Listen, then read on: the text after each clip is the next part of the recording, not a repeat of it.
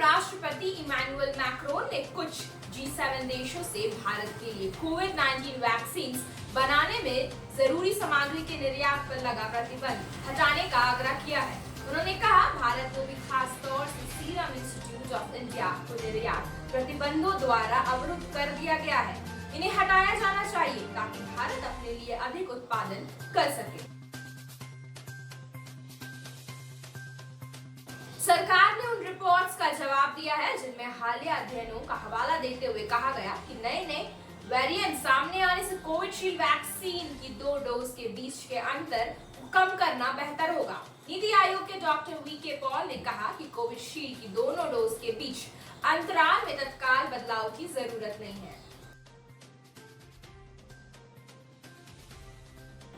BJP के राष्ट्रीय उपाध्यक्ष मुकुल रॉय अपने बेटे सुभांशु रॉय के साथ शुक्रवार को पश्चिम बंगाल की मुख्यमंत्री ममता बनर्जी की मौजूदगी में दोबारा टीएमसी में शामिल हो गए हैं। जी हां, उन्होंने कहा, मौजूदा परिस्थितियों में बीजेपी में कोई नहीं रहेगा।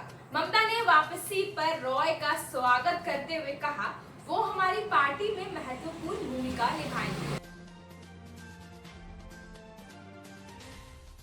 रूसी कोविड-19 वैक्सीन स्पुतनिक वी की 90,000 खुराकों की चौथी खेप शुक्रवार को हैदराबाद के राजीव गांधी अंतर्राष्ट्रीय हवाई अड्डे पर पहुंची। जी हां, हैदराबाद के कस्टम विभाग ने इस खेप को मंजूरी दे दी है। इससे पहले हैदराबाद स्थित रॉकवेल इंडस्ट्रीज ने भारत में स्पुतनिक वी वैक्सीन के कोल्ड स्टोरेज के लिए डॉक्टर रेड्डीज लैब्स के साथ साझेदारी की।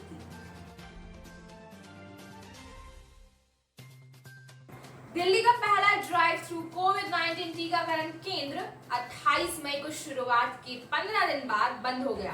टीकों की नई कीमतों का हवाला देते हुए आकाश हेल्थ केयर सुपर स्पेशलिटी अस्पताल ने कहा कि फैसिलिटी को चलाना अब अव्यावहारिक हो गया था। केंद्र पर कोविशील्ड की कीमत 1,400 डोज थी और अफसरों के अनुसार यहां 10,000 लोगों ने टीका लगवाया। अब रुख करते हैं कृषि विभाग से जुड़े खबरों की ओर। केंद्रीय कृषि मंत्री नरेंद्र सिंह तोमर ने कहा कि सरकार विरोध कर रहे किसानों के साथ बातचीत फिर से शुरू करने के लिए तैयार है। साथ ही उन्होंने किसान संगठनों से तीनों कृषि कानूनों के प्रावधानों में कहा आपत्ति है, ठोस तर्क के साथ अपनी बात बताने को कहा है। सरकार और यूनियनों ने गतिरोध खत्म करने और किसानों के विरोध प्रदर्शन का समाप्त करने के लिए 11 दौर की बातचीत की है, जिसमें आखिरी वार्ता 22 जनवरी को हुई थी। 26 जनवरी को किसानों के विरोध प्रदर्शन में एक ट्रैक्टर रैली के दौरान व्यापक हिंसा के बाद बातचीत रुक गई थी। देश में इस साल गेहूं की रिकॉर्ड सरकारी खरीदारी हो रही है। न्यूनतम समर्थन मूल्य पर सरकार अब तक हर साल के मुकाबले सबसे अधिक गेहूं की खरीद कर चुकी है। कई राज्यों में गेहूं खरीद का काम जारी है। 46 लाख से अधिक किसान सरकारी खरीद से लाभान्वित हुए हैं। लाखों मीट्रिक टन गेहूं की खरीद करने वाली सरकार ने एक मामले में मात्र 100 क्विंटल गेहूं खरीदने से इनकार कर दिया है। यह गेहूं किसी ऐसे वैसे किसान के खेत का नहीं बल्कि भगवान के खेत का है। मामला उत्तर प्रदेश के बांदा जिले का है। अब नजर डालते हैं खेल जगत और बॉलीवुड से जुड़े खबरों की ओर। सुरेश रैना ने अपनी आत्मकथा बिलीव में बताया है कि जब लोग एमएस धोनी के साथ उनके संबंध की तुलना उनके भारतीय टीम में स्थान से करते हैं तो उन्हें दुख होता है। उन्होंने कहा, धोनी मुझसे सर्वश्रेष्ठ प्रदर्शन निकलवाना चाहते थे और मैंने उन पर भरोसा किया। मैंने हमेशा भारतीय टीम में जगह पाने के लिए कड़ी मेहनत की है।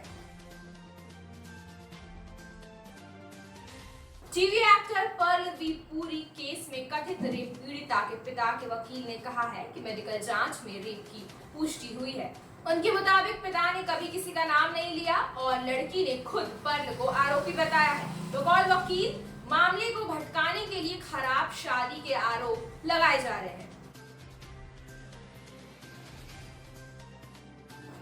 अंत में आपको बता दें कि प्लूरल एस्पिरेशन करवाने के लिए 6 जून को मुंबई के पीडी हिंदुजा अस्पताल में भर्ती हुए दिग्गज अभिनेता दिलीप कुमार को शुक्रवार को छुट्टी मिल गई है।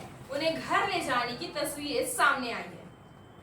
आज के लिए बस इतना ही। आगे हम आपको ऐसी और भी अपडेट्स देते रहेंगे। तब तक के लिए बने रहिए हमारे साथ और देखते रहे फसल क्रांति। अब मुझे दीजिए इजाजत। धन्यवाद।